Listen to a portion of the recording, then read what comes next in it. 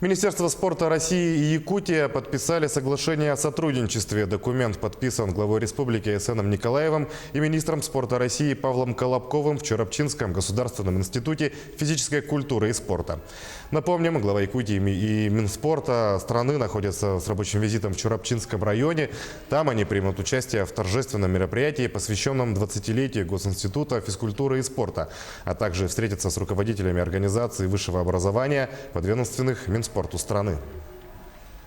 Регион является, по сути дела, организатором таких соревнований, как «Дети Азии», которые получили действительно большое развитие и известность уже в мире и в России. Вот, поэтому в этом году мы провели первые зимние «Дети Азии». Поэтому сейчас мы обсудили с главой вопросы, связанные с проведением в будущем «Детей Азии». Я считаю, что действительно это проект, которым мы можем все вместе гордиться.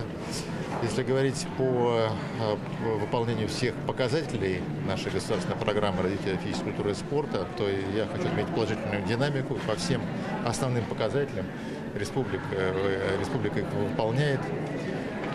Более того, является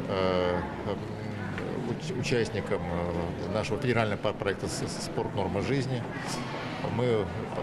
Сейчас мы подписываем уже второй год подряд соглашение о реализации нашего проекта.